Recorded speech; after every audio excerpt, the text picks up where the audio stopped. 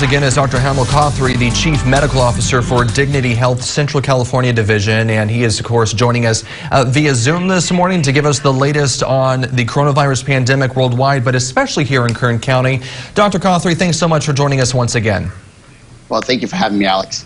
We saw our biggest spike yesterday, 25 new cases just yesterday in Kern County. Of course, that is a significant spike from what we saw over the last several weeks. What do you make of this huge spike in this time? Well, several things. You know, we have had a backlog in tests, so those tests are being processed, and as they get processed, we're seeing either a positive or negative. So one of the reasons is these tests are getting processed a little faster. We still have quite a big backlog. Unfortunately, I think we should still see a rise in these numbers. For how much longer do you think? You know, I think we're about 2.5 to 3 weeks behind New York. So, you know, we'll be following that trend. I don't think we'll be that bad. And hopefully, if we keep up to, doing what we're supposed to, staying quarantined, social distancing, hand washing, avoiding touching our face, hopefully we won't get that high. Let's talk about New York for a little bit, because they are kind of the epicenter of this outbreak here in the country, in the nation, and they're seeing a really big crisis. And one of the things that you hear from Mayor de Blasio, Governor Cuomo, they're talking about a shortage of beds, and doctors are just overwhelmed with the amount of cases that they're seeing, especially in areas like Brooklyn. When you look at something like that and you say that we're about 2.5 to 3 weeks behind New York, what exactly does that mean? Do we have a shortage of beds? Are we going to see something pretty similar for what we're seeing in New York in a couple weeks? Well, so currently we do not have a shortage of beds. And what we are doing as a community with all the hospitals in our region is, and actually all of Central Valley, Central California, is we're getting together at least once a week to talk about how we can increase our bed capacity. We're looking to increase our bed capacity by about 40%, increasing our ICU beds and our ventilators. So we're preparing for that surge. I hope we don't get as bad as New York. I don't think we will, but we are preparing for that currently. I'm going to show a graph to our viewers. This is from the Institute of Health and Medicine that shows the available beds needed, the projection, and then the available beds that we have currently. Can you walk us through what this graph shows? And this is specifically for California. This is not for Kern County. This is not for the U.S. This is a projection for the state of California. And it says that we are going to peak in about 26 days, so on April 25th through the 27th approximately. Can you just walk us through this graph and show and explain what we're seeing here? Sure.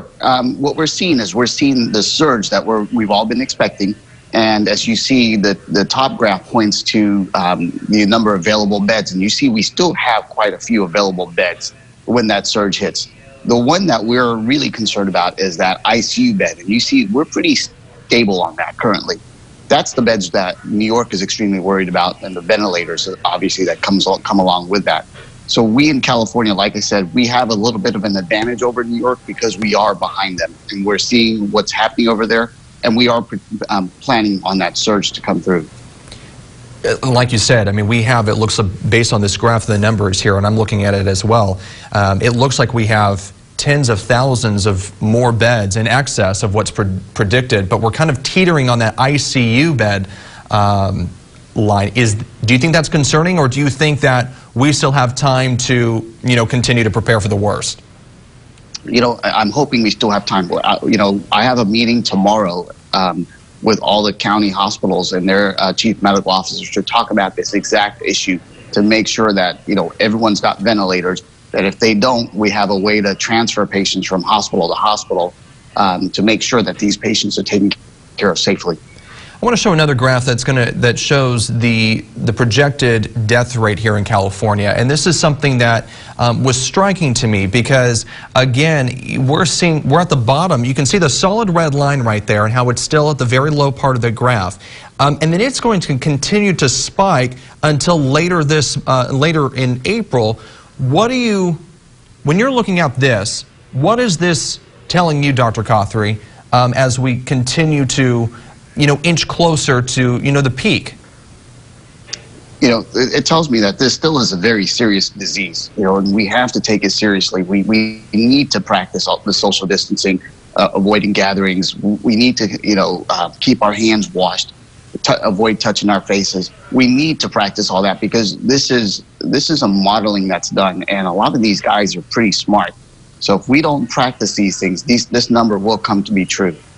Now, one thing that you do see, of course, it goes up and then it goes back down. And I'm looking at the downward trend, and it looks like late May, early June.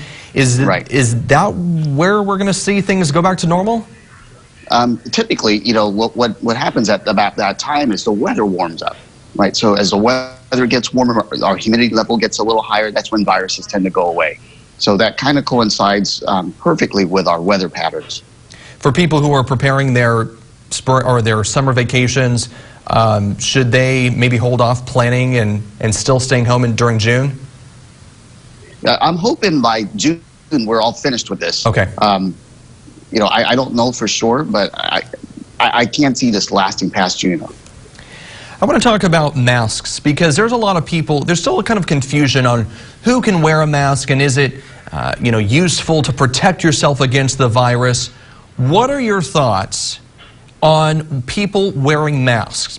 Obviously, essential businesses are still open. You can still go to the grocery store. You can still go to you can still go outside and stuff and so forth.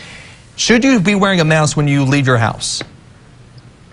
So, we as a hospital system are following CDC guidelines, and what we do in the hospital, we're trying to tell people to do in the outside world. CDC still tells us if the patient that the patient is on droplet isolation, you don't need the N95 masks. You need a regular surgical mask if you go into the room. Now, things are evolving. Now, there's some societies that are coming out that are saying that some staff need to wear N95s. We are looking at this daily, where, and multiple times a day, not only CDC, but we're looking at all the other state agencies and our local public department of health and seeing what they say about masks. This is a prized commodity, and we have to be careful on how we use it because we will run out. How are the hospitals doing? Are you guys running out of masks? We have a call, like I said, multiple times a day, and we look at how many days on masks we have on hand. We have minimum of 4 days. We have to keep a minimum of 4 days on hand. And we're looking to get more masks from the federal government, from other agencies, from different businesses. We're always looking to we put orders in. The governor's put orders in. So we're, like I said, we're several weeks behind New York. We're hoping that none of this, we don't have a shortage because we are planning ahead. Can people donate masks to hospitals and to healthcare professionals? Yes.